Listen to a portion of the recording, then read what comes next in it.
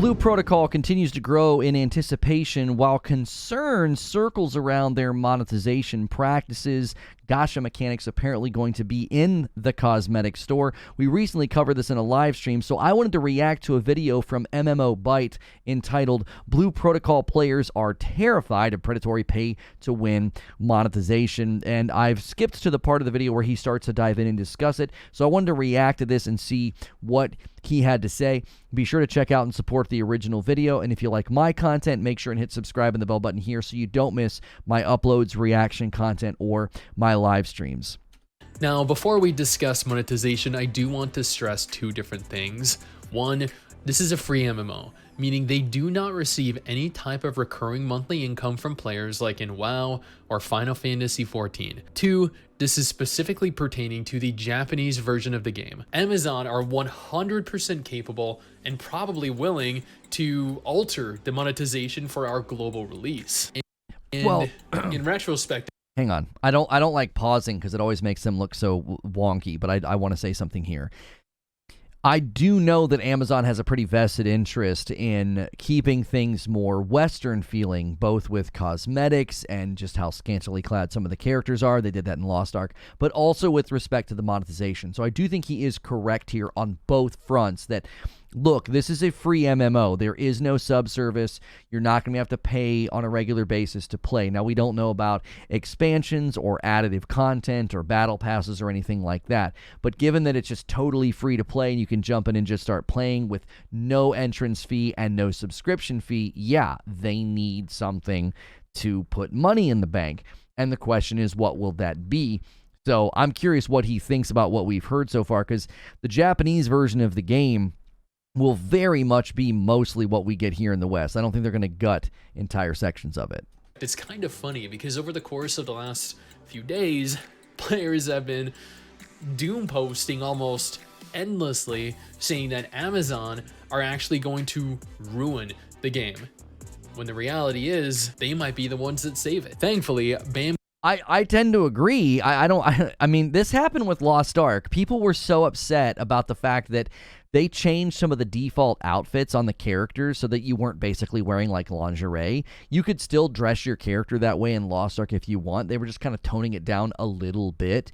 We're not like fully immersed in like waifu culture and, you know, you playing video games with women who are basically naked. That's definitely something in the West that has been toned down over the years.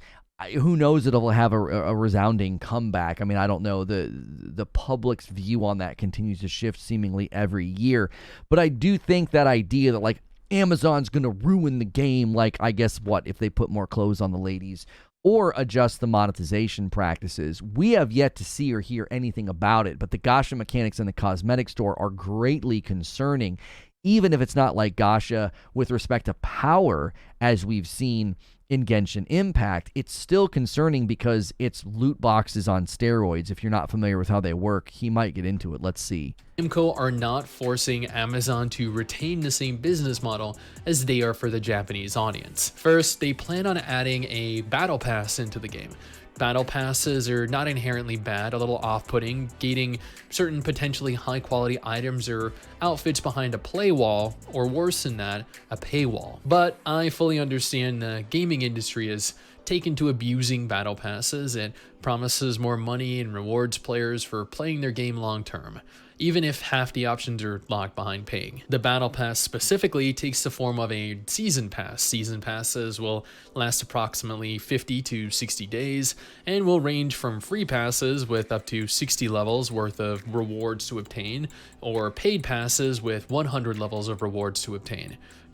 And just so we're clear, I'm totally fine with season passes and battle passes. I think that's some of the best rhythmic monetization that we've seen because it's completely optional. I know, you know, Diablo is going to be doing it and many companies do it, and it's mostly purely cosmetic items.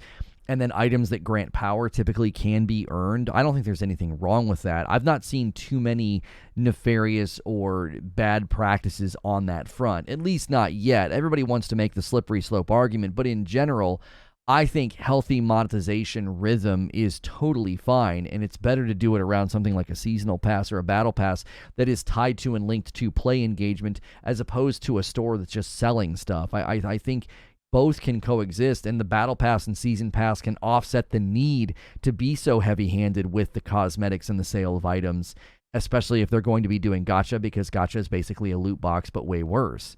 Milk more money from players, there will be 2 different tiers of paid plans, Advanced and Royal. Players will be limited to a singular plan at any given time.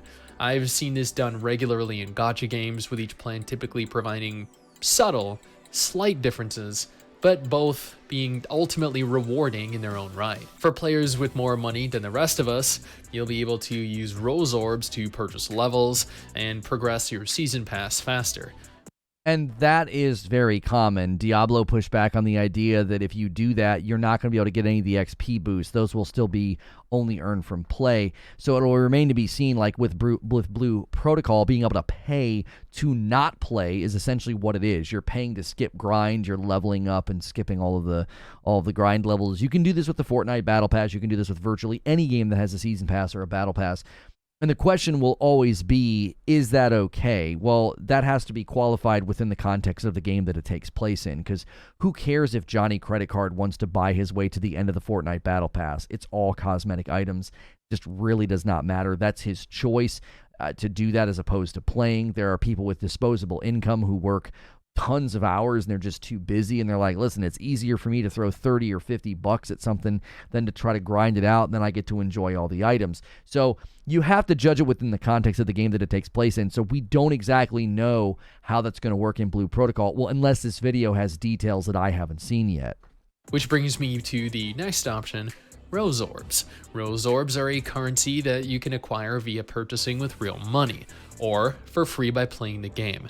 You'll just acquire it at a slow rate if you choose to earn it in-game, but it is absolutely obtainable. And I always worry about that because I call that the art of the squeeze. They'll make the natural earn rate of those items so insanely low and slow that you'll feel squeezed. You'll feel pressured to spend money because you've sunk all this time into the game, and that's sort of pitted against you. It's almost as if your progress or your sense of movement within the game is suddenly bottlenecked, and if you want to spend money to get through that bottleneck, you will. That's why I call it. It's the art of the squeeze. They squeeze the player after you've been in the game for so long, and then you suddenly feel that desire to spend money, because if not, a lot of your time and investment will feel wasted. Rose Orbs are used to access the Rose Orb store, which will allow for you to access Blue Protocol's cosmetic gacha system, amongst other uses. Yes, for whatever reason, Bamco have chosen to grace us with a functional gacha system in-game. Granted, it will theoretically only be for cosmetic items, for however long that remains profitable. However long it remains profitable. But we can't just glide over that, I don't think, and be like, well, gacha's okay if it's with cosmetics. I just don't think so.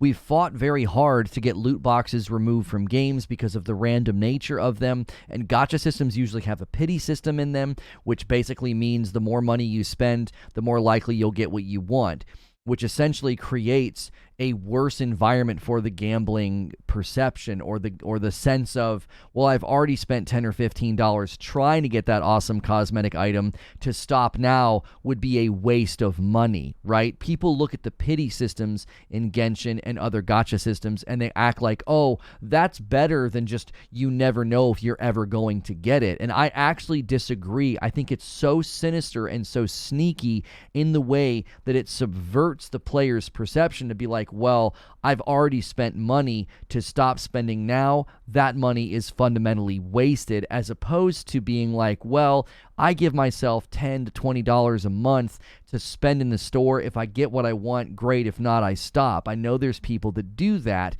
but with the pity system, you're always going to feel like stopping is a mistake. So gacha systems are not suddenly okay just because they're cosmetic only. I believe they are insidious by nature, because you're not paying for an item, you're paying it for a chance at an item. If the system is designed for you to continue doing it, then I have even more problems with it. Like I said, I believe that gacha systems are like loot boxes on steroids. This is an MMO. This is not a gacha game, or technically it should not be a gacha game. So gacha will not lock classes or characters from being obtained. Merely outfits or accessories, maybe hairstyles and other customization options, including mounts. For now, anyway. This is currently unconfirmed, but it looks like rose orbs will also be used to potentially improve your gear, meaning players that purchase rose orbs could theoretically possess a statistical advantage over those of us that opt to play the game for free. And again, in that environment, I never like a game letting you pay for power, but if there's no PvP, I do not agree with people that call that pay to win. I think the term pay to win has been misused by the gaming community. There's a giant difference between somebody paying to skip grind in like a Warframe or a Lost Ark. That is not the same as buying power in a game where you can go and play PvP and be stronger. It's certainly not the same as the pay-to-win culture that has been fostered in the sports games, where when you lose to somebody you can tell spent a bunch of money crafting their team, rolling for their team, etc.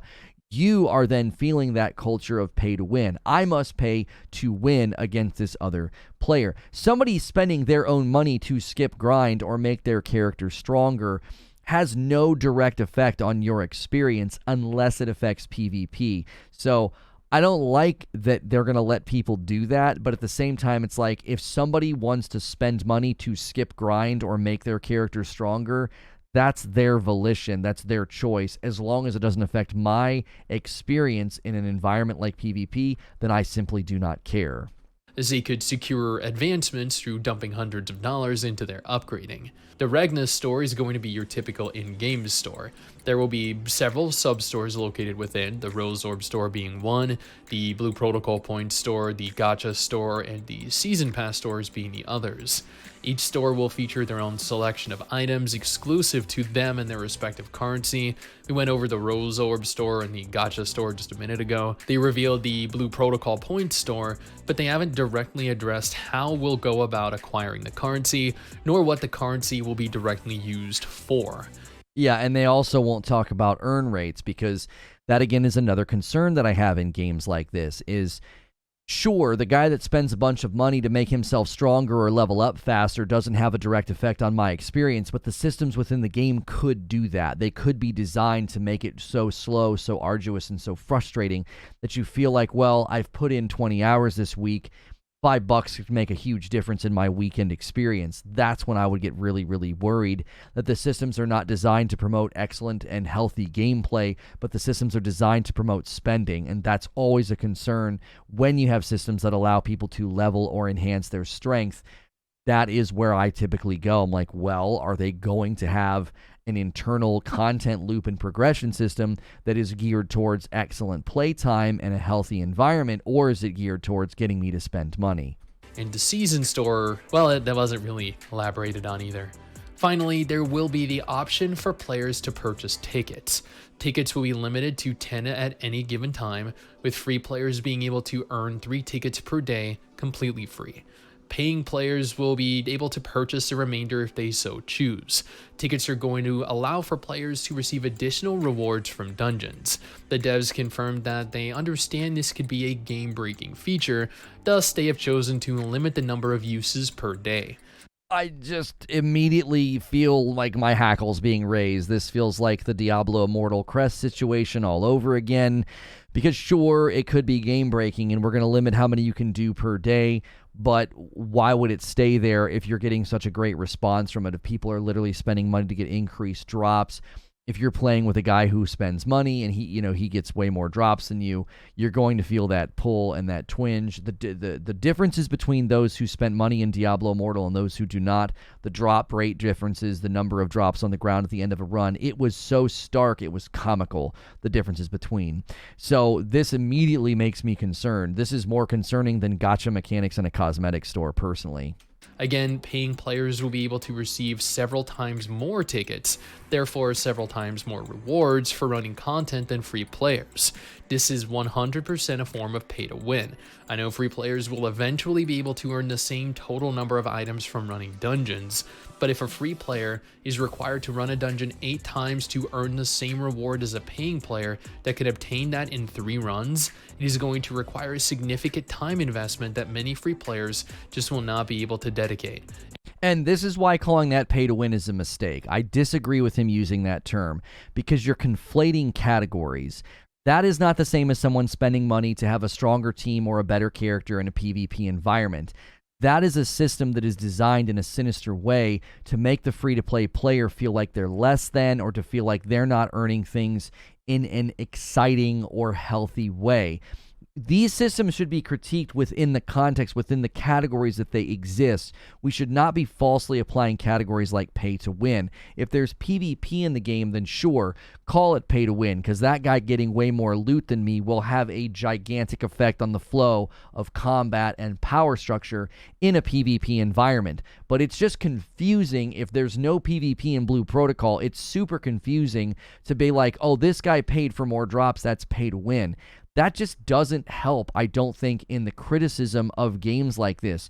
You should look at the actual systems themselves and talk about why they're insidious and unhelpful and bad, and not just use that blanketed term pay to win, because my concern long term with that term is if someone turns around and says, well, Lost Ark and Warframe were called pay to win because you could pay to progress and skip grind.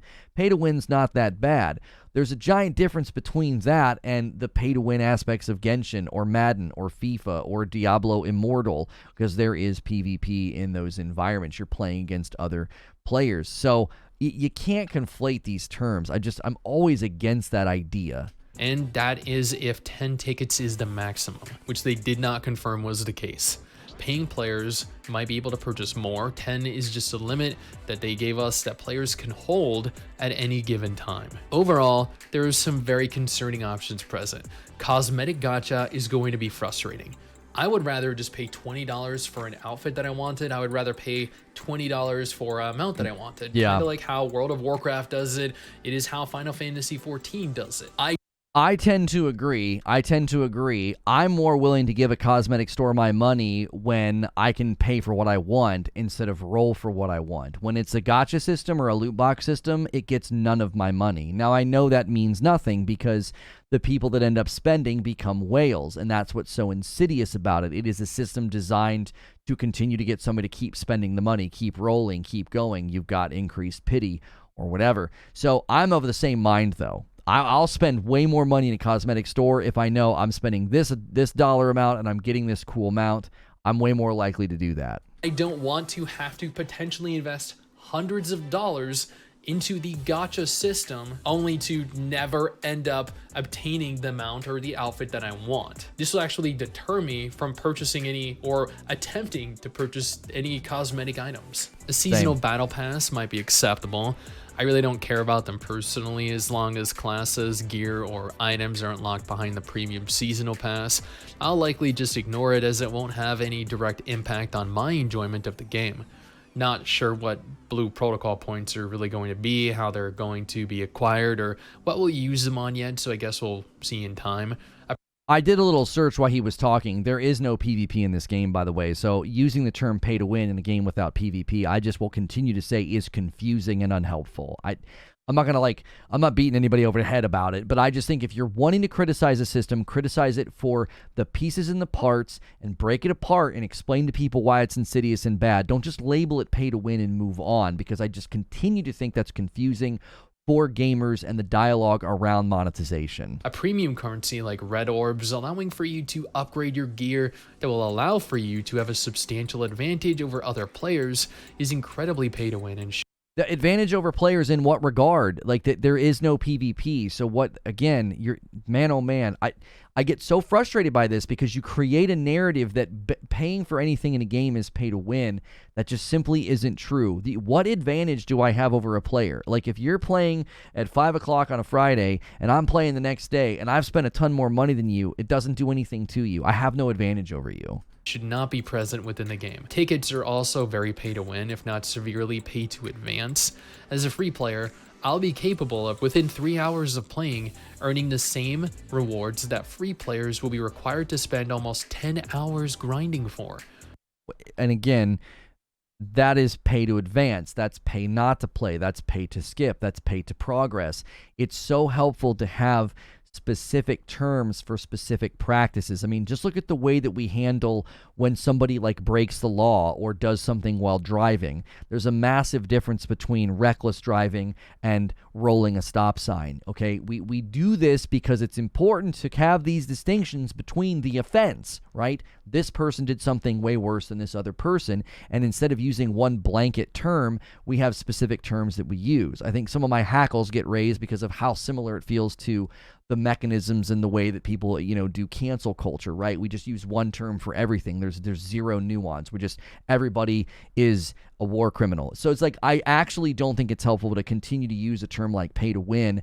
It's better to have specific categories because you want to know what's the offense that this game is crossing? What's the line that it's crossing? Because there's a giant difference between pay to progress and pay to win. That just doesn't seem remotely fair.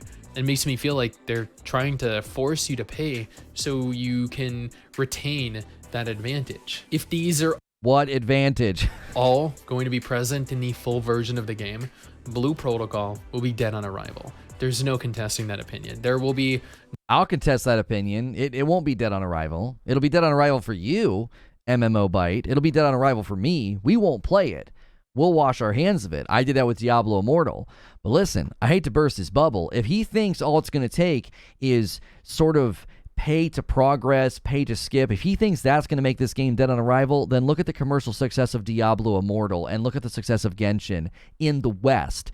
Genshin came to the West with more Asian-style monetization practices, and it's done just fine. So I disagree. I think the market will demonstrate that that's not true, that this game's not dead on arrival if those practices are baked into it.